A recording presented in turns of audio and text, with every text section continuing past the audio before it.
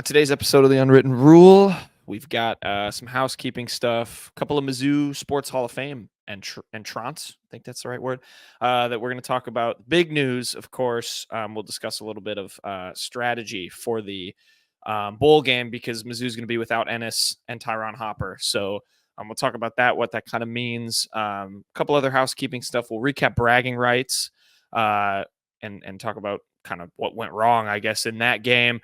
Preview a little bit Central Arkansas, that game coming up on Saturday. And then the big thing, we're going to kick it back to ourselves with Gabe. Obviously, we had Gabe on to talk some recruiting and stuff, but we also previewed the bowl game. So we're putting that part of the interview in this show. So we'll have that with Gabe.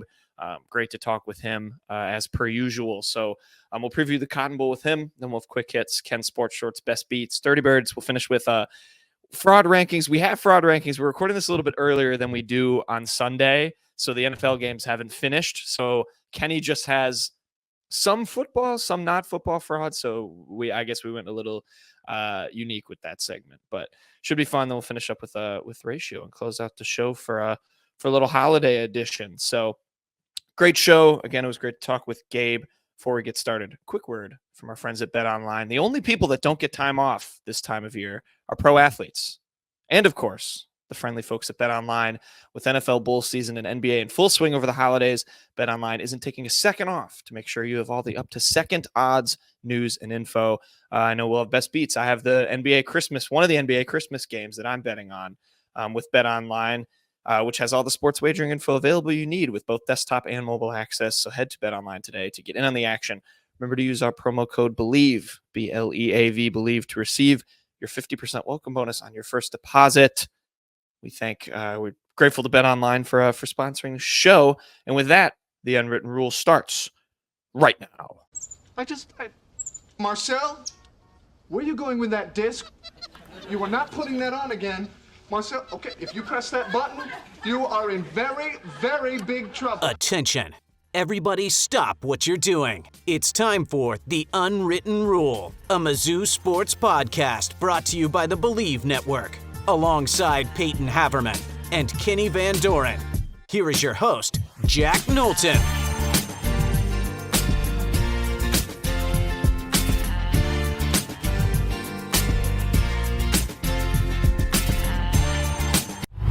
Welcome back to the Unwritten Rule. Today is Monday, December 25th. Some sort of special holiday, I think, goes on today. I'm not really sure. Just kidding. Merry Christmas to everyone celebrating. We hope you're playing this in front of your family after some Christmas music while you're opening presents. I think that truly, nothing embodies the Christmas spirit like listening to the Unwritten Rule. I'm kidding, but hope everyone's enjoying their Christmas celebrations. Before we get into anything too, subscribe to the YouTube if you're watching.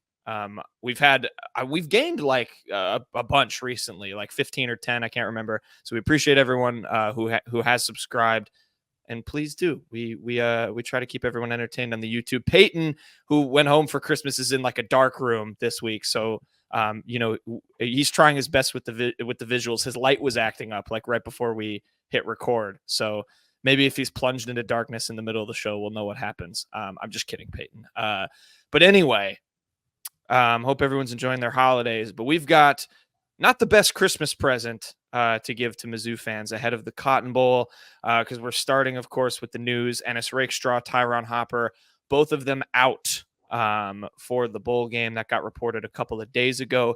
Not the biggest. At least I read like a tweet from our friend Gerard Hamilton at Powermizzou, who covers the football team. In his words, it wasn't the biggest surprise, but obviously a blow nonetheless. Certainly a blow for those two, having it be their last season or seasons, excuse me. So it sucks for them that they can't play against Ohio State, but a bummer for sure, and a blow to Mizzou's defense, gentlemen, ahead of the bowl game. Yeah, definitely, especially sucks for Ennis. It's back home.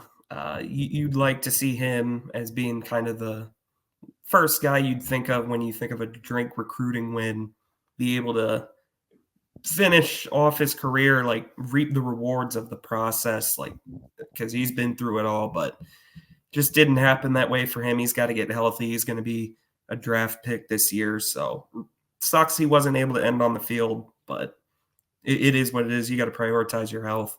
And yeah, Hopper sucks too. I mean, just never got healthy after the Tennessee game. Again, he's going to be a draft pick, so he's got to put his health first at this point. Yeah, you hit it well on both those guys. And looking at some of the other guys that are going to step up, and we've talked about this linebacker position for a while, even with Chad Bailey missing the remainder of the season early on in 2023. Other guys, we've talked about, DJ Westlake hitting the portal, David Wilson hitting the portal, but Tristan Newsome is still there, and he's, impressed a lot and taking, some strides. And he came up from the JUCO ranks last year, racking up a lot of tackles in those last couple games. And Chuck Hicks, who we saw, a little bit of struggles early on with tackling, especially. And then when we had Gerard Hamilton on here from Power Mizzou, he thought he saw a lot of growth from Chuck Hicks over those last 2 games, becoming more of a leader on that defense side of the ball. And Chuck is another guy that's been around college football forever. We know that. He's coming back next year. These are 2 guys that have experience against Power 5 teams in these last couple of weeks.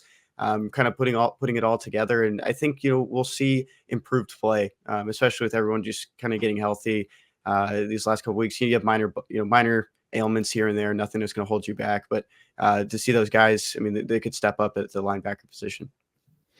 Yeah, you completely took the words out of my mouth, Kenny, with the next question I was going to ask, which is, like who was going to step up. I mean, these 2 have been dealing with nagging injuries kind of all year, and Hopper especially has been out since the Tennessee game. We've seen Tristan Newsome, we've seen Chuck Hicks step up. Peyton, I'm going to come to you with this first because I think it was, I don't know if you tweeted it or it was just a text, but I think you read, you said something like, oh, if Marvin Harrison Jr. doesn't play, Mizzou could be in big trouble. I guess, how are we feeling? I want to end the show with the bowl predictions because I don't think we'll be able to do that formally before the bowl game. But what are we feeling now with these 2 out? I think, it's nice that we've been able to see their replacements kind of step up already this year. But, how are you boys feeling, I guess, now? Just with the bowl game in general, we still don't know about Harrison. I was hoping we'd get that news before so we could, discuss that. We don't know if he's playing. We talk about it with Gabe a little bit in terms of what we're thinking with Ohio State. But I guess, just using this as a segue, what are we feeling about Mizzou's chances? Well, if Harrison plays, I think they're significantly worse. That's for sure. I don't really, because Drayden Norwood or Marcus Clark, who have flashed decent play, but have also had their struggles because they're CBs 3 and 4. I mean, they're either going to have to, one of those 2 is going to have to cover either Emeka Egbuka, who is for sure playing, and then you're probably going to have CAD shadow Marvin Harrison Jr. And even if you have CAD, who's an NFL draft pick, covering him, I mean, it's Marvin Harrison Jr. I mean, he was a Heisman finalist. I'd feel a lot better if he's not in. If he doesn't play, you'd feel a lot better. I mean, Ohio State, of course, is going to their backup QB, the guy who couldn't beat out Kyle McCord. So that obviously affects things as well. There's still a lot of different Ohio State players' statuses up in the air. So we'll have to just see how that shakes out. Yeah, and I was, thinking about this. I was at a bar the other day, and the Ohio State fan was there, and he was talking to me about it. He's like, this was kind of a lost season for them, and we all can agree that, they had a perfect regular season, lost to Michigan in the Big Ten championship, and you just had no opportunity. It wasn't the Big Ten championship. Oh, sorry, they didn't make it to the Big Ten championship. They lost to Michigan. Basically, the Big Ten championship. Yeah, whoever was going to win that was winning the Big Ten championship. Yeah. And he made up a good point though too. We've seen it from Ohio State for years. No matter who the coach is, there's always some guy opts out or some guy transfers at the end of the year, and someone just kind of comes out of nowhere. He made up told me a good story about people didn't really know much about JSN before a bowl game one year, and he kind of just exploded. And there's always just some guy on Ohio State that's done that. We've seen that the quarterback position as well. I don't really know too much about Devin Brown and what he kind of brings to this team, but you kind of look, down the line. I think I made a joke once that Devin Brown wore number 33. He doesn't wear a quarterback number, and there was a story behind it why he does it. But I mean, there's just guys that just kind of come out of nowhere for this program, and it could be different. But even if Marvin Harrison doesn't play, there's still a lot of guys on that offense. A lot of weapons that you need to keep your eyes on. Yeah, I mean, and again, not to spoil what we get into with Gabe, but he brought up that same point that your new friend at the bar did, Kenny, was Ohio State, like this team is loaded with talent. They recruit all these 5-stars. There's guys that don't see the field that now will with some of these guys, depending on if they opt out, injuries, all that stuff. And with the JSN thing too, I think Gabe brought up that example with him. And yeah, I mean, the other thing, I guess, if Mizzou fans want to look at what it might be like against Marvin Harrison Jr. I mean, this team dealt with Malik Neighbors, another very elite wide receiver for LSU. Obviously, the key difference, Malik Neighbors had the Heisman Trophy winner throwing him the football, and, Marvin Harrison might have Devin Brown. So we'll see. It's still up in the air. Maybe a smart thing from Ohio State, kind of pull we won't reveal who's playing and then just go into the bowl game and you'll just find out if they're sitting on the bench or seeing the field. Obviously, that's not really how it goes, but we'll find out in the final days who's all playing, and we'll get into that a little bit with Gabe. Peyton, I think it was you mentioned, or one of you mentioned, obviously Chuck Hicks coming back. Another guy coming back or announcing his return for Mizzou football, Joseph Charleston. The DB is returning. He is coming back. 59 tackles, 4 pass deflections. He had a forced fumble, I believe, this year too. Part of that Clemson pipeline that Kenny loves, of course, coming over from there. But a key returner for Mizzou football boys coming back in the secondary, a secondary that's going to lose, of course, Cad and Ennis. So nice to see a guy with some experience coming back. Yeah, and maybe Carly's. I mean, Carly's hasn't announced one way or the other yet. So they haven't added a safety in the portal yet. So it's good to get at least one of the two back in the fold in Charleston. I mean, he had issues early in the year. The LSU game, I mean, him and just about every other DB that wasn't Ennis had probably games they'd like to move past. But after that, he was very good. I mean, he forced a fumble in the Kentucky game. I remember him making a couple big hits in the Tennessee game. He kind of responded well to the LSU game. I think Mizzou is better with Joseph Charleston than they are without him. We'll see if they get Carly's back, or maybe you insert Marvin Burks next to him. We'll have to see. Yeah, I was a little surprised he still had eligibility, to be honest. I when he came over from Clemson, I thought he was already through year 3 at the time. So 2024 is his last season of eligibility. I was, impressed by the growth of Joseph Charleston this past year, because coming into the season, a lot of these defensive backs, Carly's as well, aspirations for the NFL. Like, it was like, we're going to build off a really strong 2022. We're just going to take this last year and then go to the league. It really didn't play out that way, as we know, struggling some up and downs from a lot of the guys in defense, just not finding consistency. But one thing I loved about Joseph Charleston when I covered this team, he's a film nut. The guy they'll finish film after practice or before practice, and then he just goes and sits in one of the couches or just lays in a couch and just watches more, and then texts Blake Baker, who's also the safeties coach, is also the defensive coordinator. They're just chopping it up back and forth. That's all he could talk about when he was in there. He's like, wanted to tell everyone that he just loved watching film. Yeah, some experience coming back for a Blake Baker unit, and for a coach who just got an extension. We talked about that with Gabe. That news broke while we were interviewing Gabe last week. So good for those two to stay linked up. So Joseph Charleston coming back, and then Mizzou without Ennis. A couple of other things, had a few pickups in the transfer portal for Mizzou football. Let's start with special teams. Orion Phillips joining, the punter. Eric Link getting another punter commit or recruit coming in. Peyton, you said he was nominated for like punter of the year over in the FCS. I wrote down his stats. If I can pull it up, I had it somewhere. But yeah, he was a good punter for Murray State, the Racers. I found it. He had over 2,200 yards punting, averaged about 43.5 per punt, which was 14th in the FCS. So there was, some punting issues. Obviously, Luke Bauer and Ryan Williams went back and forth. If Orion can make a pass like Luke Bauer can, I mean, I'm sure he'll be beloved, but a punter commit nonetheless for Mizzou in the transfer portal. Yeah, hopefully third time's the charm for Lincoln Co. here. I mean, they've swung and missed at the punter position the last 2 years. I mean, there's no point in sugarcoating it. Jack Stonehouse was a mess, and he wasn't even the one that won the job. He transferred away to Syracuse, as Kenny has well chronicled the Stonehouse journey. Then this year, I mean, they just couldn't find a consistent punter. I mean, Luke Bauer will always remember that fake punt throw. he still was not a great punter. Riley Williams was even worse a lot of the year. So they're going back to the drawing board.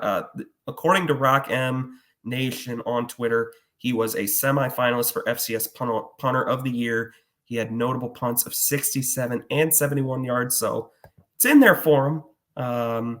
Maybe this is the guy that can finally break the streak. I mean, he was just a freshman last year, so you're hoping to get a guy that can just stabilize that unit for the next few years. An OVC honorable mention as well. And the thing with Jack Stonehouse, the guy left because he wasn't going to get a scholarship, and that's what the reasoning was. He would be the starter for this team right now if he was still with the Tigers. At the same time, it's like you look at what Eric Link has been doing, getting some of the best long snappers in the country, some of the best kickers. Blake Craig, who's coming up right behind Harrison Mevis, is one of the more highly rated recruits from the class of 2022 at his position. The punter position is just not hitting on anything really, especially out of the portal. Maybe this is the guy. I think maybe Orion's the one that kind of breaks that streak. It's kind of hard to always, find that really consistent great punter when you're not really handing out scholarships to these kids. And you look at Luke Bauer, he's like, oh, great year, touchdown pass. He's still paying for his own school at the end of the day. And I think it's sometimes can be a little bit tough to try to land that big time leg. Yeah, I don't know. I mean, Stonehouse was third team all ACC with Syracuse. So maybe it is a coaching thing and not these guys just haven't excelled, because clearly Stonehouse has. But I'd be really shocked if it was a coaching thing, man. Let me tell you.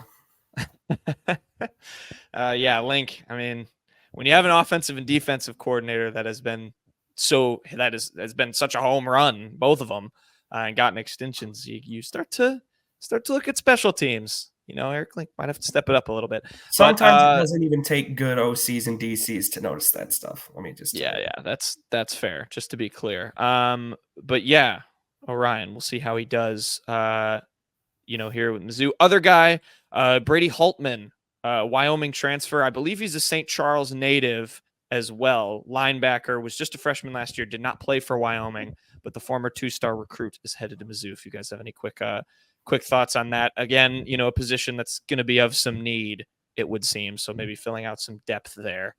I don't think he's a linebacker. Oh, did I have that wrong? He tagged Eric Link in the tweet, which leads me to believe he's a tight end or just a special teamer. But I might have read 24/7 wrong. I really wish his first this says Wyoming Cowboys linebacker on everything I'm looking at on their website. When you're recruited by coaches, especially with walk-on offers, it doesn't matter who the position coach is. Especially even some other coaches, like Al Davis was recruiting Jordan Harris last year out of Arkansas because Al Davis had the connection to Arkansas, and Jordan Harris is a tight end. I mean, that's just kind of what happens, especially with a walk-on. It could be really anyone. They see something in them, we'll bring you back to the state you're from and see if you can provide anything as depth. And maybe on special teams is probably where he would find any playing time. Anytime. Yeah. See, this is why we keep a former Missourian beat writer around so we can clarify these things for us. My only thought really on Brady Hultman is I really wish they could have done a little better on that second commitment graphic for him, because that is not someone's best work. There's a couple, I don't want to be too mean, but there's a couple graphic design is my passion things that we've seen on Twitter in the last couple days. But yeah, so Kenny, depth on special teams is seeming like where he'll fit in. Maybe a gunner on some of those punts, which you never know. Those guys, those guys make plays. And obviously he's a Missouri native coming back home from St. Charles originally. So we got that. And then only other thing we have on our notes, at least, Missouri Sports Hall of Fame getting two new additions, both former Mizzou athletes. Lindsey Hunter from the volleyball sphere. She led Mizzou to a 25-5 record, an Elite 8 NCAA tournament appearance in 2005. Has over 6,000 assists, ranks 6th in the NCAA, and leads Mizzou all time in assists. So she's going in the Missouri Sports Hall of Fame along with Justin Britt, of course, part of that legendary Mizzou O-line when they were kind of segueing first couple of years in the SEC. First team All-SEC in 2013. So two pretty great additions, seeming like I don't think there's any questioning there in terms of their Mizzou legacy, why they are Hall of Famers. But yeah, two new entrants to the Missouri Sports Hall of Fame. Yeah, Justin Britt of that one graphic that has 4 NFL players on it. It was Evan Boehm, Mitch Morse, I believe Connor McGovern is the 4th NFL guy, and then Justin Britt. Then the 5th guy is Max Copeland, who, if that's your 5th guy, I mean, he was like a senior starting a ton of games still. You can do a lot worse than that as your 5th guy. He's a dentist now. Yeah, I'm pretty sure. He is. Yeah, really cool. So that's like a legendary O-line, Justin Britt. I don't know if I'd say he had the best career out of that line. I would maybe give the nod to Mitch Morse there. For sure. But Justin Britt, really good player, definitely deserving. I got nothing to add except Lucas Harrell, who played for my Houston Astros, is also going into the Hall of Fame. He went to Ozark High School. Nice. Congrats to him as well. But yeah, Lindsey Hunter, Justin Britt, both going into the Missouri Sports Hall of Fame. Good year for volleyball, by the way. I believe they would have gotten another win in the NCAA tournament if they weren't funneled into the Nebraska regional. It's kind of not fair, when you have to play them in the second round. But yeah, they're turning things around for sure. Okay, let's segue and recap Braggin Rights, which did not go well for the Mizzou men's basketball team. Illinois is obviously a very good opponent. Given the way this game went last year, I think we're all expecting a little bit more in terms of fight out of this Mizzou team, but losing 97-73 in Braggin Rights. What were y'all's impressions of the game? We can dive into some of the specifics and whatnot, but not a good result after a Seton Hall loss that also didn't go the best for Mizzou, certainly. What were you guys thinking as you were watching this? Yeah, these last 2 games, you had a chance to really kind of cement, like, okay, we're still going to be a very tough out in conference play. We're going to maybe still be able to cobble together an NCAA tournament run. That's out the window now. I don't think we can even mention that at this point. Pretty terrible effort against Illinois all around. It just feels sometimes like Tamar Bates is the only one that has any energy out there. Tamar Bates, you can tell, is constantly trying to bring it out. He's constantly yelling, clapping his hand. You just don't see that from a lot of the other guys a lot of the time. And I think that's a big issue, but they just don't have the guys this year. It's plain as day at this point. Dennis's defensive scheme, I think, really relies on having some high-level athletes, good length at all the positions. He just doesn't have that right now. And part of that is on him. I mean, he whiffed on a lot of targets in the portal. I mean, they wanted Caden Shedrick. They had to pivot to Connor Vanover. Or they wanted Caden Shedrick. They pivoted to Jimmy Bell, then had to pivot to Connor Vanover. Mm-hmm. They got Jesus Carolero instead of Matthew Cleveland. They wound up not getting Caleb Love, which I don't know if any of those guys individually helped this team a whole ton because there's just a lot of holes on it. I mean, it's just a rough go. I mean, Nick Honor and Noah Carter have been just kind of they're not the same guys as last year because I think they have to do a little more than they probably should be doing. I mean, if they were in their same roles as last year, I mean, this is probably a really good team, but by necessity, they kind of have to step up and try and be bigger scorers, and I just don't think that's what they're really meant to do. I know, like throughout the season, you start to see rotations change. Some guys step up, injuries happen, and we've talked about it at length multiple times. Where this team kind of goes, finding the 4 guys off the bench that need to play every single game, and it's still getting pretty deep. Even in this Illinois game, I know it got away from the Tigers there, even in the first half. But I mean, Aiden Shaw, Butler, Carolero, Jacques, Vanover, Robinson, Kurt Lewis, who played 15 minutes and had 8 points in this game. I remember looking up and watching the game, and I was like, God, I'm seeing a lot of Kurt Lewis in this one, and just kind of some fluctuations there. The biggest thing that really stood out to me was just Trent Pierce being on the floor, especially as a starter, was something that I thought was, maybe a step forward in what we're kind of see from Dennis this year and what we're seeing from the freshmen, kind of taking that step to be in a starting role. I mean, we talked about it with Gabe. previewing a little bit of this game, saying, he's not going to throw out all the freshmen, especially at this point in the season. He's going to give his starters a chance, give his veterans a chance to play this game. 20 minutes, 12 points. I like the 2 steals and 1 block as well, and the 4 rebounds. And that's probably what really just stood out to me. And just the rotations, we're just not really going to find any consistency at this point, especially for a team that just doesn't really have a true identity. A positive identity. We can say that they struggle on defense. They struggle with cohesiveness, but there's not a real positive identity right now for this team. Yeah, I like Peyton's points about Nick Honor and Noah Carter, where you saw they were in the perfect roles for, I think, the types of players they are last year. And it's just kind of a matter of their being asked to do a little bit more than I think they're capable of at this level. That might be a little harsh, but they still have good games in them.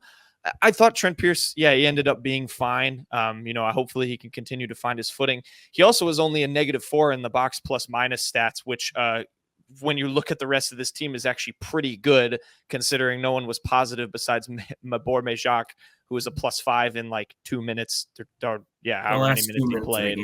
Yeah. So, I thought that was fine. I agree. I think Tamar Bates needs to play more. The frustrations with Dennis Gates are understandable for me. I think Peyton hit the nail on the head where it's just about, you need to find the personnel that fits his scheme. I don't think his scheme is necessarily bad. Didn't love what he said at the end when he was asked about defense, and he said the thing about, I wish, we were allowed to call our own fouls. That's not the best response to being asked why your defense isn't playing very well. But some of the slander I'm seeing to the point of the Dennis needs to go people, that is ridiculous. The way he has turned around I think we just need to take a minute and remember how he's turned around this program in barely over a year since taking this job, what he's done on the recruiting trail. So I think those comments are a little bit ridiculous, but I do understand, some of the adjustments or lack of adjustments, I guess, that he's making or failing to make are understandably frustrating. But I think, again, it just goes back to personnel. It's been a really good point. Like, you look up all the guys that that Mizzou was linked to in the portal, they're all doing pretty well at their new teams. And I think they would be doing well at Mizzou. So, it's just a matter of, you have to hit the portal a little harder. You have to make sure you pick up some of those guys instead of falling on some of your backup options. But I don't know if you guys have any other thoughts with the particulars of this game. I just thought, I saw Barstool Mizzou quote tweet something that was like, someone said Dennis needs to be fired, and Barstool Mizzou called them out. I just thought that was ridiculous, that there's those kinds of notions. But you have, and we talked about it with Gabe, you have those fans everywhere. But certainly, that's not the feeling any of us feel. But at the end of the day, we all kind of expected a bit of a step back this season from last year. Just kind of by virtue of not having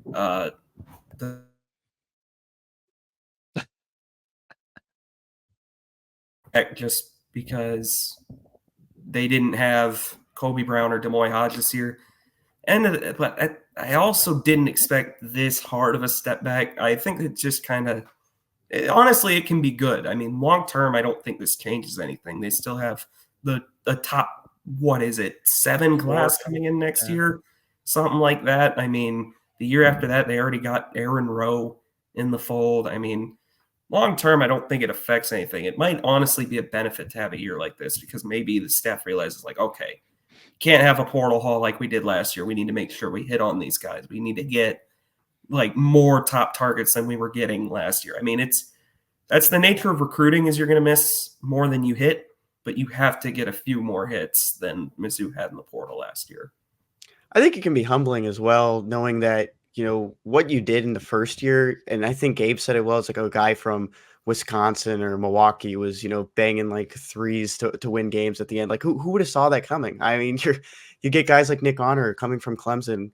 To be honest, I had no idea who Nick Honor was. There were some guys that came over, and they weren't big portal targets. There was a lot of well-known guys that were coming to Mizzou, and it kind of just lets you know you have to be able to get the big portal names. You can't just always get like some of these really experienced players and hope that they just really turn it around and play together. I think we can all agree that that first year was one of the best ones. I mean, in Mizzou history, it was, a lot of us weren't expecting it. And for people that are like mad at Dennis, you can be angry, having a step back, and you just have to really think about it. Like Peyton said, it's something that was just going to happen. But for any of the people that want him fired, I mean, they're just not even thinking. It's ridiculous. I think that's why, Kenny, to your point, what Dennis did in the first season, coaches don't do that in their first year in college basketball. They don't inherit a ragtag bunch, turn one of them into an NBA player, and win, a tournament game very often. That usually happens in what would be like year 2, when you get to build a little bit and you have time. I think Dennis did it so quickly and with such a group of, relative unknowns for the most part. I think a lot of people kind of thought he would do that again. It didn't matter who he got in the portal. Dennis would figure it out. And I think he's a excellent coach. I think he's a maestro with that, but it doesn't always work. And this team, let's be honest, it doesn't have an NBA player on it. There's maybe some training camp names or whatever. That's a whole different conversation. But I think what I want to see going forward from this team is just energy. I mean, having been in the building for this game last year, like Mizzou came so much more ready to play. They wanted it way more than Illinois did, and they blew them out. And you could tell with this year's Illinois team, like Terrence Shannon remembered how poorly he played against Mizzou last year and almost getting in a fight with Demoy Hodge and nothing going well for him. And he played like it. And it was just, that was the frustrating part for me. It was just like, it didn't look like they wanted to be out there at times. And that hurts. And against Kansas, like we saw the opposite. And so I think it's how you can sustain that energy to be like, we're going to step up against teams that we're not favored against, whether it's on the road or whatever. I want to see that on a consistent base, because I know this group can bring it. And I want to see that. I want to see what we saw against Kansas, whether or not it ends in wins at this point in the year. Who cares? At least you can say, they're playing their asses off every game. And to go all the way back to what Peyton said, at times it's almost like Sean East and Tamar Bates are the only two. It's looking like that's happening too. If you boys have any final thoughts. No, I think this is probably going to be a tough year to watch a lot of the games. I mean, this group is just not nearly as talented as it was. They got to play really, really gritty to pick up results. Yeah, they have to just find different ways to win. I mean, because the way Dennis wants to play, I think, like his scheme on defense and everything, I think would be very effective when he has the guys he is envisioning and recruiting in high school right now. I don't think it's going to work with this group, and I think they got to find different ways to figure it out. I'm sure they'll pop a win we don't expect somewhere, but largely it's just going to be a pretty weak year, I think. We talking about that energy and the spark plug, getting that gritty guy, and going back to another thing Gabe said, that was Caleb Grill. That was the one that you needed, and before the injury, I mean, that you needed him right now. You needed him these last 2 games. Very unfortunate for how that all went down, and just the injury kind of coming out of nowhere in our eyes, and that's the guy you need. Yeah, for sure. Yeah, I mean, he was such a glue guy for this team. He got ejected, and still they rallied around him and won a comeback road game against Minnesota. But yeah, we'll see. They have an opportunity for a get right game. They play this coming Saturday on the 30th against Central Arkansas. Game will tip off at 8 p.m. So everyone tune into that. It's on SEC Network. I don't know. You can recover maybe from your bowl game hangovers while you watch that. It's a nice thing to have in front of the screen while you're getting over or while you're hopefully recovering from celebrating a big win. The other thing I just wanted to throw out, I have 2 last things before we segue to kick it to ourselves with Gabe. I think the best way you can describe Mizzou's energy is actually a quote from an Illinois player. I got this from Gabe. He quoted this as Quincy Guerrier of Illinois. I think the game was over at halftime, to be honest. I don't want that anymore from this Mizzou team. That I don't want, whether or not a team wins, I want them to say like, yeah, they were, on us for 40 minutes. That's what you need. That's what this team needs if they want to get positive results. So I didn't like hearing that. And then my last thing, I did want to throw out another thing from Gabe. He tweeted this, name to watch for football, Bowling Green outside linebacker Cassius Howell. He's in the portal, and I believe he went to high school in St. Louis. So I'm just planting his name. He went to Rockhurst in Kansas City. Sorry, Kansas City. So a name to watch, again, at outside linebacker. for Mizzou moving forward. I just wanted to throw that out because Gabe was reporting on it. And with that, we'll kick it to ourselves with Gabe.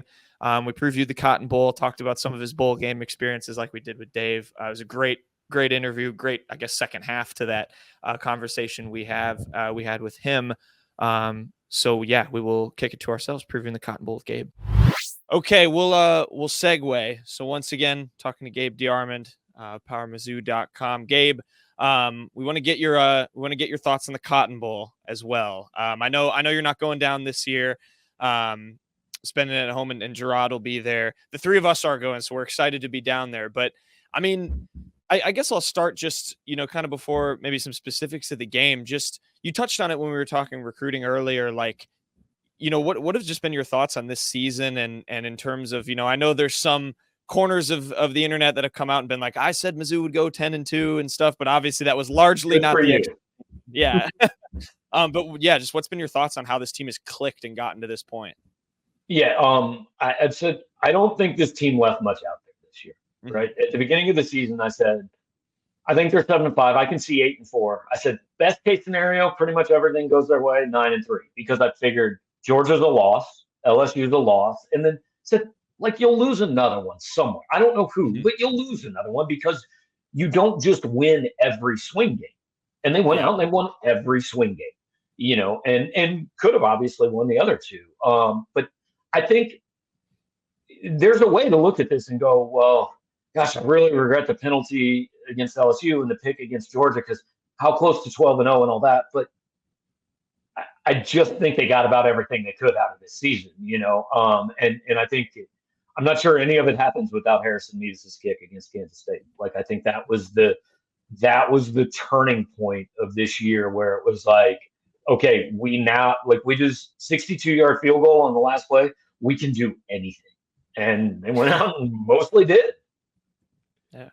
You look back at some of those seasons where the last time the Tigers were in a situation like this, going to a big time bowl, BCS Bowl, New Year's 6.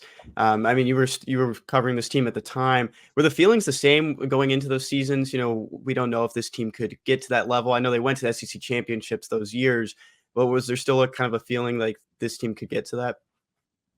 2013 was weird because they had such a bad year in 2012. They were 5-7. And there were legitimately people who said Pinkel's done. You can't fire him yet, but this isn't going to work. Well, what we didn't realize at the time was his quarterback and his entire offensive line was beat up, and those guys were pretty good players and came back in 2013.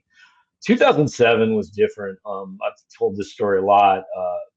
I did my preseason prediction that year, and I picked him 9-3, and I was over covering a recruiting camp or something, and a couple of the players happened to be over there and walked over, and Lorenzo Williams came up to me and said, Gabe, we're not losing 3 games this year. What are you doing? We're not losing 3. Like, that team knew it was going to be good. And the rest of it, like, I picked him to win the North. A lot of people picked him to win the Big 12 North that year. It was just, we didn't expect 11-1, number 1 ranking in the country. And, oh, by the way, the other thing nobody expected is legitimately a college football season that somebody has to do a documentary on because it was the craziest season we've ever seen. And I think this season's about the closest thing we've seen to it. I mean, went into the last weekend of the season with 8 teams with a legitimate, like, hey, we should make the playoff. That hasn't happened since 2007. But this one was out of nowhere. I mean, I think if you would have given Eli Drinkwitz truth serum the night before they played South Dakota, he would have said, I will sell my soul for 8-4 right now. I'd be good. Just give me 8. I know I get another year. I get to keep building. And good for them. They've earned the right to stand up and say you didn't believe in us. And I'll wear that, and anybody else can wear that. But I'm not sure they would have seen quite this coming either. Yeah, we're wearing it too. We definitely were in your boat in terms of we were not people that I mean, everybody was. I was called too optimistic for picking them 7-5. I actually have a quick follow up to that one, Gabe. When I remember at the end of last season when they lost the Gasparilla Bowl, someone asked, was this season, a win? Like, did you guys come out? Was it a positive in any way? I know the players have talked about, getting to the Cotton Bowl was one thing, but if you lose it, it doesn't really matter. I mean, is it still a big win of a season, even if you come away with a loss? Okay. there's a difference. I mean, beating Ohio State 11-2, you'd probably finish number 6 in the country. Huge, right? You lose this game, nobody's going to shame you for losing to Ohio State. I mean, down the road, they're not going to remember who played quarterback. They're not going to know if Marvin Harrison Jr. played or not. They're just going to know it was Missouri, Ohio State. And so if you lose this game, it doesn't kill you. But there's a difference between 10-3 and 11-2. But I think the getting here is probably a little bit bigger than what happens on Friday night. Now, there is that whole haven't won a bowl game in 9 years. That would be nice to go ahead and get off your back. But I think the season is just an unqualified success regardless of what happens. Yeah. And just talking about the actual game now, I mean, you kind of touched on it. I mean, he hasn't opted out yet, but I think a lot of people do expect Marvin Harrison Jr. not to play. But I mean, other guys have said they're playing. Emeka Egbuka, I mean, he's going to play. They had one of their starting quarterbacks. Playing, yeah. So I mean, just do you expect? I don't think there's any expected opt-outs on the Mizzou side, but do you expect maybe some other opt-outs on the Ohio State side? Anything like that? Yeah, I mean, I told a friend of mine that covers Ohio State somebody should put Marvin in an asylum if he plays this game. But hey, if he just wants to go play this game, like the flip side of that is if he tears his knee, he's still a first-round draft pick. I mean, there's still, Jameson Williams tore his in the playoff and he went 9th overall or something. He's going in the first round. So if he just wants to play another game with this guy, cool. Go. I mean, I'm not gonna. We complain so much about guys skipping games and doing this and doing that when they do the thing we complain about them not doing, we can't also complain. I wouldn't do it maybe if I was him, but if he wants to do it, that's awesome. But I think the big thing is I looked up the day after this was announced. In the last, I forget it. I think it would have been 4 years. Could have been 5, but I think it was 4. Ryan Day has signed 12 5-stars and 62 4-stars. His backup players don't suck. Literally, it was 2 years ago that Chris Olave and Garrett Wilson opted out of the Rose Bowl, and Jackson Smith and Jigba went out and caught 327 yards worth of passes and became a first-round draft pick. So, who's to say that Marvin Harrison's backup isn't that guy? I mean, they've got really good players. So, now the one question is quarterback, right? I mean, Devin Brown, I think, I forget the exact number, something like 75 snaps this year. Maybe he's great. I have no idea. But he didn't win the job. He wasn't the best quarterback on the roster. Yeah. Yeah, it's interesting and it feels almost like, in this game, you mentioned like no one's going to remember who played down the road, but I think it's almost nice in that way for Mizzou to get Ohio State because the pressure is way more on the Buckeyes. They've been here before, and that's something we've talked about is like Mizzou might come in and a lot of these bowl games with opt-outs and stuff sometimes come down to just who wants it more. And I mean, I don't know if you think the same, but Mizzou might have the advantage there because Ohio State's expected to be here year on year. And like we just got done talking about, no one thought Mizzou would be here. It's legitimately the number one thing I look at in every bowl game. If you want to pick who's going to win, who cares about it? I mean, Mizzou Army, that wasn't that big a shot. Mizzou didn't want to play that game, And for Army, I'm not saying it was Army's Super Bowl playing 6-6 Missouri, but it was a chance to beat an SEC team. It mattered to those kids. When this line came out, it was Ohio State by 6.5. I texted a bunch of friends. I said, look, I don't gamble myself, and I never give gambling advice, but my God, Missouri's going to cover that. And then it went to Missouri +2 or -2. So if you can figure out a way to play both sides of that and hit in between, this is like the greatest game ever. Put the mortgage on that one. Yeah, I saw that line come out too, and I was like, oh man, someone should have rushed to bet that one. Because this season is a failure for Ohio State. No matter what happens on Friday night, this season's a failure in the eyes of their fans, their coaches, and their players. Ryan Day is 50-7. And if he loses to Michigan next year, I truly believe they will fire. I agree. That's where they're at. And I know it kind of makes Missouri fans mad, but it's just what it is. There's about 7 programs in the country that if you don't make the playoff, your year was pretty much a waste. Alabama, Georgia, Ohio State, if you don't get to that point, then they don't really care what you did. And it's fine. I think it's fine for Missouri to admit it's been a great season, man. And Yeah. maybe if you were Ohio State, you would look at Missouri's season and say, well, that kind of sucks, and I don't want to remember that season. But you're not Ohio State, so. Yeah, exactly. Gabe, I got to ask you this. You've been around college football and you've been around Mizzou for a long time now. You've seen a lot of bowl games. You're not going to this one, but what has been your favorite memory of going to a bowl game? We asked Dave about this too, Dave Matter. He had some fun ones about going to Shreveport, but I mean, what has been your favorite memory? I thought Dave's might be the same as what mine will be. The 2006 Sun Bowl against Oregon State. First of all, like, that is a stadium that everybody in America should go to. It's a bowl in the mountains in El Paso. It's an unbelievable setting. Some nobody at the time sang the national anthem. Her name was Rihanna. So that was cool.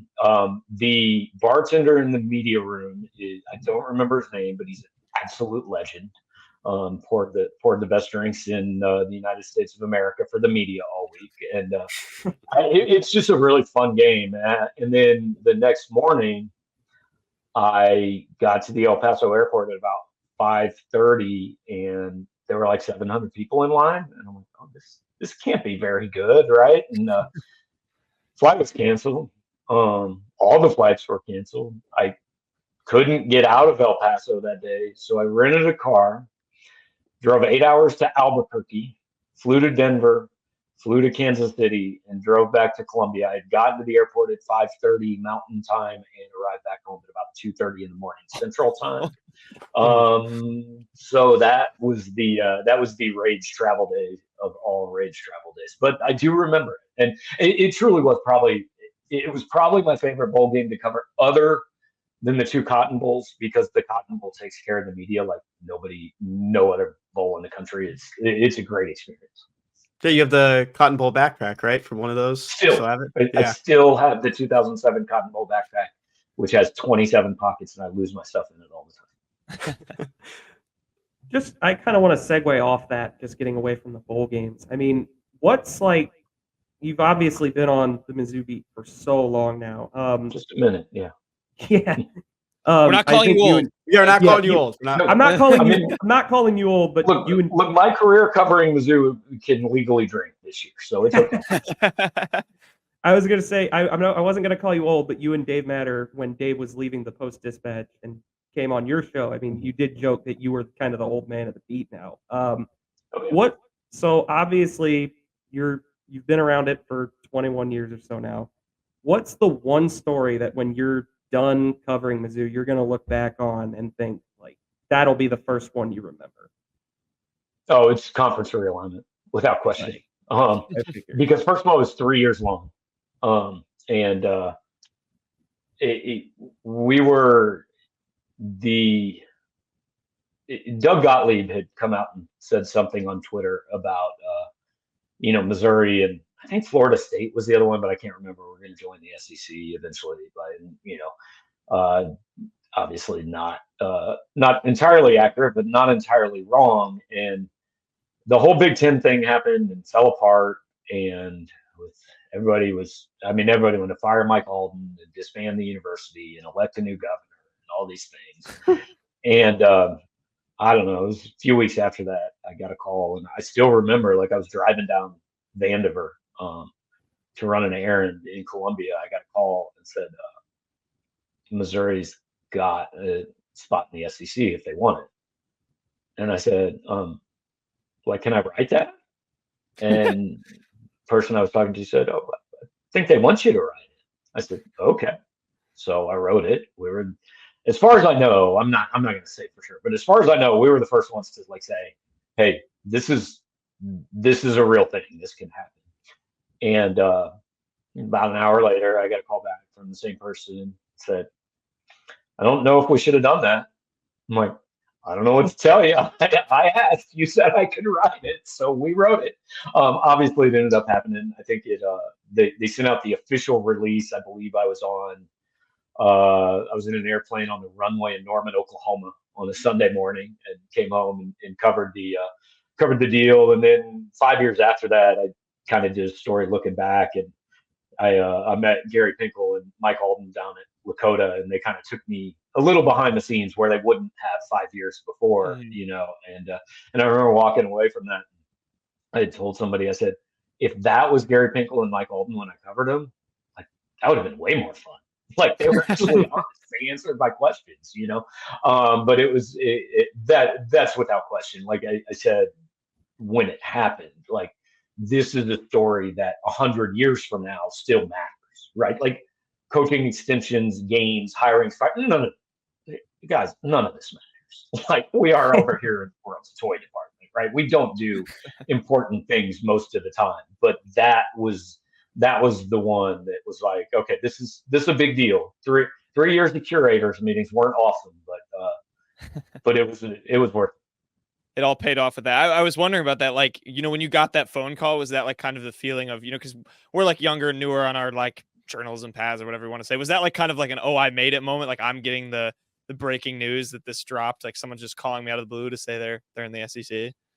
Yeah. I mean, it was, and like, I want to be clear. I didn't get there in the SEC. That happened because the SEC accidentally released a webpage basically, but had a chance, right? Because it wasn't on anybody's radar. I mean, that was pretty good. I always say, like, whenever I've talked to classes or anything, the best feeling, and like, it's the only reason I still do it, because if you don't get a rush from breaking a story, then you're just go do something different. So the best feeling is breaking big news, and the worst feeling is waiting for someone else to confirm. I don't think I've ever been as nervous when I had, this is no exaggeration, I had from 6 sources that Gary Pinkel was retiring in November of 2015. And I still waited 40 minutes to post it because I was like, I can't be wrong. If I'm wrong on this, I can't cover Missouri anymore. I have to go find a new job. And so I posted it, and thank God Dave had it. Like literally like 45 seconds later, Dave had the same story up. I'm like, oh, good. That was a nice short wait. No stress on that one. Yeah, nice. Well, Gabe, we appreciate you taking all the time. I know you're busy running around. We literally had contracts breaking when we tried to get you on. So I know there's no perfect time, but we appreciate it. The one thing I do I brought this up to Dave. I want to ask you, do you remember just in basketball when we were all in Sacramento and Dave ordered the beer with the giant beer glass? I do. I do remember that. Sacramento. That's going to go down not as one of my favorite trips. I think I'm going to be paying that one off when I'm 70 still. Yeah, it was a time. I brought that up to Dave. He also remembered. He was like, I don't think I'll be going back to that restaurant. That's what he said. Yeah. Hopefully we're never there again. But. Yeah. Well, Gabe, yeah, we just appreciate you taking the time. We'd love to have you back on, sometime maybe off season, whenever. We've got Drew and Gerard locked down too, so we have your staff already. Perfect. So let's do it in one of the 11 months that college football doesn't do anything because they've chosen to do it all in December. Yeah, that will do. That sounds good. We appreciate it, Gabe. All right, guys, have a good one.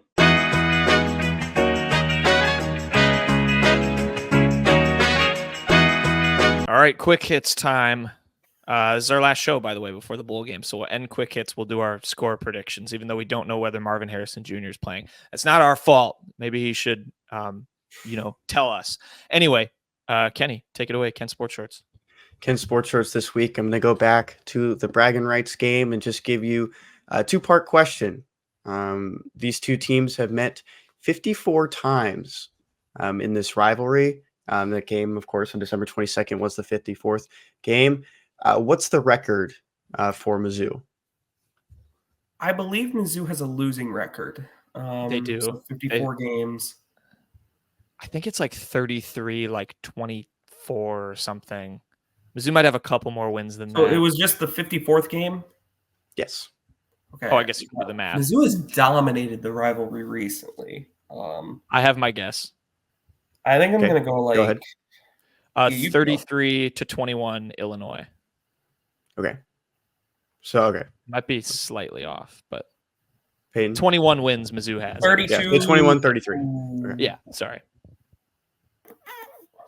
Do it opposite. 32-22. Oh, so Mizzou is 22-32, I think. Okay. I think that's probably too close, but... You want to lock it in? Yeah, I'll lock in. Okay. Jack, you That's were the right closest. answer, Steve. You were very close, Jack. And Peyton, you were also very close, but Jack was just a little bit closer. It's 20-34.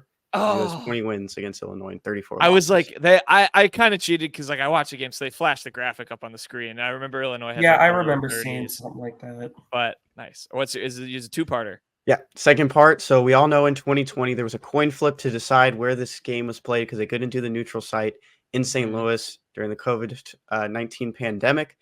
When was the last time that it wasn't in a neutral site in St. Louis before that? Oh, wow. So it That started is a in great question. because they played it before, but it hasn't. It like the Braggin Rights part of it. I think they started deliberately in like the late 80s. I think that was like. I think it has been there forever. Like I think it's been since like 89 that they played it in St. Louis, but there's been games. I think this has been there like the entirety of the 2000s at least. Oh, for sure. Yeah, agreed. I'm gonna go like 1976. Okay, that's too far back. Peyton? I'm gonna go 1990. Okay. Jack, you were the closest during the 1979-1980 season. Oh wow! It was in Champaign. That was the last time, and then they made it a neutral site starting in 1980. 1980. Okay, that is crazy. That it's been that long. Series There's a lot of red dots. I think Mizzou has a. They were either undefeated or had a winning record against ranked Illinois teams. Like this loss was like their first loss against a ranked Illinois team in that. Like the Gabe talked about it. Like the matchup is full of upsets. It's like the team that's favored almost never wins, which is kind of crazy. But there you go. Best beats. Best beats. So the records are a little bit messed up because we do have a couple of futures going on for some bowl games, and then I also have a future on the World Series in 2024. So that'll be a while before we see that one. But Jack, you were at 24-16. Syracuse did not cover a 2-point spread against South Florida. They didn't score a single point. I had Clemson money line against Kentucky.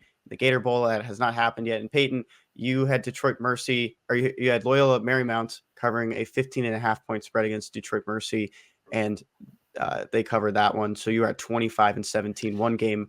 How about that, Antoine Davis? I saw some stat that Detroit, like Mercy and the Detroit Pistons, they have a combined like 2 wins in the last like 3 months, and it's both the Pistons. They're all from the Pistons. I wish I could give credit to this tweet I saw. The last time the Detroit Pistons won a game, the Texas Rangers still did not have a World Series title. So I think that's something to think about. They started 2-1, and if you're tracking that, I believe it's 26 straight losses now, which is 2 away from the record. Technically, like they have the record in one season, but the 76ers did it over the end of the 2012-13 season, and then the start of the 2013-14 season, they got to 28. But something tells me the Pistons are breaking that. It's bad. But anyway, Kenny, what's your best beat? My best beat, I have Texas State -4 versus Rice in the First Responders Bowl. And I'm taking this because we know Rice is a little bit banged up. JT Daniels had to medically retire. Yeah, not playing football anymore. But it also, we talk about bowl games meaning something to these teams. Peyton's mentioned this one before. This is Texas State's first ever bowl game. And you have to beat that team from Houston. And you have to win the first one you ever play in. And I think they're going to blow Rice out of the water. This game means nothing to Rice. And I have a former classmate in my high school, Brett Banks, who's on that offensive line. Very nice guy. But, man, I really hope that they just get around you. I hope it doesn't make you look bad. But I need Texas State to win this one. I think the Bobcats are going to win their first ever bowl game. Why does Rice play Texas State? I'm with you on this one, Kenny. I think this is going to happen. Good pick, Kenny. My best beat of the week. I'm staying in the bowl sphere. I'm sticking with the Texas teams too. SMU, they are in the Fenway Bowl instead of the New Year's Six Bowl because Liberty is playing Oregon in that, which is funny. SMU is going to play Boston College in the Fenway Bowl. It's a home game for Boston College, and they are 10.5-point underdogs. I believe I saw something on SP Plus. This Boston College team is the worst or second worst. I'd have to go back and find the tweet. It was from like 2 weeks ago. the worst or second worst by SP Plus Power 5 team to ever make a bowl game. Jeez. SMU is really good. I know they don't have their quarterback Preston Stone. It won't matter. I mean, they are going to run roughshod over the Eagles. Give me SMU by 10.5. Yeah, I think the Mustangs take this one easily. This is a future conference matchup, right? SMU. Yeah, it is. There you go. And not with Florida State. They're suing them. We'll see. They shouldn't let this game happen. That's ridiculous. I think if Texas couldn't play Mizzou in a bowl game because they're going to play each other in a couple of years, and now we're just allowing this. We're just allowing everything in college football. It's all about money. This is meaningless. Jack, what's your bet? We knew who Kenny didn't want in the playoff. There you go. My best beat of the week, I'm going to the NBA on Christmas Day games. I am taking the Los Angeles Lakers to cover a 3-point spread against the Boston Celtics on Christmas Day when you'll be listening to this show. Did this, obviously, Des Moines Hodge playing for the Lakers. His last appearance, he had 5 points and 3 assists in 8 minutes against San Antonio on December 15th. I don't know. I tried to find it. I couldn't if he'll be available or if he'll be with the G League team. But if he's available for this game, I hope we all get a nice Christmas present and Des Moines Hodge maybe gets some minutes. If it's a blowout one way or another, obviously, in terms of my bet, I hope it's a blowout in the Lakers' favor. But I love the NBA on Christmas Day. I know it's going to get a little overshadowed by football this year, but they're so much fun to watch. Obviously, when you have, as Kenny knows with the Rockets the last couple of years when they were really good, if you have a team that's a little better, they usually get a Christmas Day game. But they're just always fun to watch. They need to bring back fun special jerseys. I know Nike. Yeah, they've messed it up a couple times, but yeah, Kenny, those were dope back in the day, the Christmas Day jerseys. I was excited when Nike became the sponsor for the NBA just because I was like, okay, this could be cool. Adidas has been doing the same thing forever. I want to go back to that. I know it's always like the same thing. Everyone says like, oh, you're going to miss this. No, I'm not. Yeah, I miss it. I mean, Adidas was fun. Nike is just so weird about everything. They have to have some jersey. It doesn't even match the team's colors every year, and it's pretty gross. I do agree with you. Did the Rockets ever have the Christmas Day jerseys that were sleeved, like the purpose, the on-purpose sleeve? Okay, yeah. Those were funny. The t-shirts. They need to, the t-shirt jerseys. They need to bring those back. But anyway, I've got the Lakers and Des Moines Hodge +3 over the Boston Celtics. Lay Santa Claus. I'm glad you're taking preseason basketball because the NBA doesn't start until football's over. Yeah, until after the Super Bowl. It's good on you. Good on you to follow it. No, thank you. Dirty Birds of the weekend. Kenny, who's your dirty bird? I didn't really have a good one this week, so I just went with Joe Flacco, former Ravens quarterback. He's playing in Houston right now as we speak against the Houston Texans. In the first quarter, still 8 minutes left in the second quarter when we're recording this. He's made 3 passes to Amari Cooper for 150 yards. Spread the wealth, man. I'm tired of this, Joe Flacco. I mean, you want to be elite, you want to come back. Stop going to one of the best wide receivers in the league. You're my dirty bird, buddy. Who knew the Flacco Cooper contingent would ever be existing, first of all, and this fruitful? But yeah, good for them. Or I guess not if you're Kenny. But yeah, Browns. The Browns, like, what a season, by the way. 3 or 4 different quarterbacks, and they're like 8-6, like probably going to make the playoffs. 9-5. Shouts out. 9-5. I mean, probably going to make the playoffs. Shouts out. Peyton, dirty bird. My dirty bird, easily one of the easier dirty birds I've ever had to pick, is going to Eastern Michigan football. The Eagles. We said on our Bowl Mania, Max said that Eastern Michigan is like one of the worst bowl eligible teams ever. They went out and they proved it. They were down 38-3 at half. They were down 59-3 at one point. They wind up losing the 68 Ventures Bowl 59-10. And to cap off the embarrassment, in Eastern Michigan, after the game was over, Southern Alabama's just the players are like doing the alma mater, I believe it is what they're doing at the end of the game. An Eastern Michigan player runs up behind one of the South Alabama players and sucker punches one of the South Alabama players. Doesn't even knock the South Alabama player off his feet. He hits his helmet. He then gets absolutely mugged by a mob of South Alabama. Really embarrassing all around for Eastern Michigan. That was pretty much the only fight they showed all game, as many people have remarked. So South Alabama, they won their first ever bowl game in school history. Eastern Michigan was very clearly not happy about it. Yeah. Not all bowl games are good games. Before that game, too, Eastern Michigan was the home team. So they went through and banged through a brick wall with hammers. It's like a tradition they do every home game. I remember people in the comments were saying, what if they get blown out, like doing all this stuff? And the Eastern Michigan head coach and staff, they're supposed to be like, they're like gritty MAC guys that like care about, teamwork and brotherhood. And this happens. It's ridiculous. Making the MAC look bad. That's all I got to say. Yeah. Bad look for the MAC. Can't make the MAC look bad. Yeah, not all bowl games are good bowl games. My dirty bird of the week. My dirty bird of the week is fossil fuels, Kenny and Peyton. Fossil fuels are being put on the run by the University of Missouri.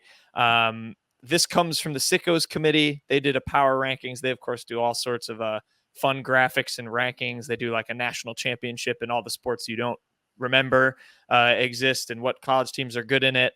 They did a power ranking of university nuclear reactors by reported power output in megawatts. The number one university by a landslide, Mizzou, 10 megawatts that Mizzou's nuclear reactor puts out. So the University of Missouri putting fossil fuels on the run, switching to nuclear energy. It also explains why every time I turn the lights off, I glow green after spending 4 years around their power nuclear reactor. But shout out to Missouri. MEURRESEARCHFACILITY. There we go. We lived closer to it. That's why we're a little bit kookier than you, Jack. Yeah. I glow green, but Kenny and I lived under a smokestack. That's how we always knew how to get home. Just follow the smokestack. Oh, there's the smokestack. We can walk that way. But yeah, shouts out to the nuclear reactor, 10 megawatts of energy. There you go. Next. What's that sound? Kenny, what time is it? What time is it, Kenny? What time is it, Kenny? 4 o'clock. Coming in number 5 on the fraud rankings this week is global warming. How about that, Jack? How about that, Jack? Great segue. Global warming. Not fraudulent. On the run. Putting it on there. Number 5 on this week. I felt like Christmas time. We need to talk about global warming. Please turn It's the 60 degrees in December. It's 70 degrees here in Houston, Texas. It's a tough thing. Recycle. Frauds! Fraud. Number 5 are global warming Weather is deniers. fraud. Number 4, the New Orleans Saints. So close to Christmas. So close to St. Nicholas Day. Can't buy a win in New Orleans, can you? The Saints coming in at number 4 on the fraud rankings. Did Number not go 3, and this marching one's in. easy. That's so fun. Jack's alter ego, Jack Frost. Couldn't beat up Santa Claus if he wanted to. Freeze him, freeze time, freeze Jack Brain Frost. freeze coming for in Jack number 3. Frost. Jack Frost. Number 2, Rudolph the Red-Nosed Reindeer. Saw a good post this morning. He didn't have that disagree with silly, this one. goofy-ass nose. He'd be working at McDonald's. He is a fraud. He's not Walk on. a fraud. He was vital. Fraud. He's vital to poor weather. Blitzen could have done what Rudolph did if given No, the who's a opportunity. real fraud? Vixen. Vixen is the biggest fraud. What does Vixen do other than get mentioned in that song? Comet is the goat reindeer. He's a Facts. grinder. I like Comet. Can't Vixen's teach good talent. too. And in number 1 on the fraud rankings this week, an easy one. We told you to take the bet. We told you to take Chargers plus 12, whatever that plus was. You backed the team that just lost their coach, the Buffalo Bills, who won. Frauds! Knowlton, you got away with murder, man. You should not have gotten the pick correct on this one. What can I say? I rigged it. Bills are frauds. Well said, Kenny. I saw a thing on the reindeer thing too that some like Bleacher Report's betting site had odds. I think they're picking a reindeer MVP, and Rudolph is like minus 2,500 to win it. Give me Comet at plus 850. I like Blitzen and Comet odds. Yeah, those are both pretty good. Okay. not Donner. Show though. everyone. No, Donner's worse reindeer. All right. Good show. Yeah, joke of the are- day. This comes from our favorite TV series, The Today Show. Guys, I have just one question for you. Kenny was, if you don't know, just recently made an appearance on the show. He was He extra. didn't have Didn't a get line. paid But he had either. appearance of him waving. Guys, I have just Finn one was on question there. for you. How do you make an egg roll? I don't know. How do you make an egg roll? Crack it. You push it. What? Get it. You push I it. don't even get that. An egg rolls when you push it. And it's like food. I have Oh, a joke eh. too. You Uh-oh. want me to say it? No, It's from the I'm Today not. Show. Search Al Roker White House on your Google. That actually, I will leave that it's in a because fun that was story. funny. That is funny. That actually is funny. He's very That's not- open about everything that's going That's on. not in bad. his Yeah. life. You can search that. Oh, Anyway, it's at the White House. he did. I didn't know that. Kenny texted me that, and I was very worried I was going to look up something bad, and then he just okay, we're not going to have a show before the Cotton Bowl.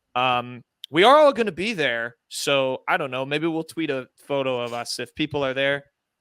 I don't know. Come say hello. Don't find us. Don't Leave us don't come alone. find. Well, Kenny will find you. Actually, Kenny will find you and offer you water or just lots of high fives, maybe some yelling. He'll find you. If you see that guy, you'll know.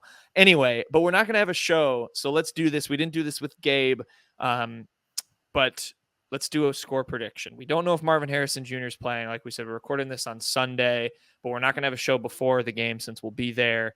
I am gonna try and vlog it. I hesitate saying that because I always I know I promised to do that at homecoming, then I didn't.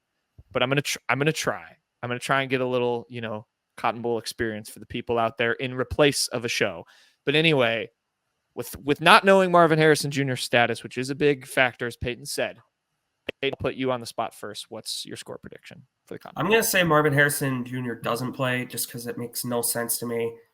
And I'll say that if Marvin Harrison doesn't play, Mizzou is able to make sure Devin Brown does not have a good game. I will say Mizzou gets its biggest win since probably 2013 by a 28-27 margin.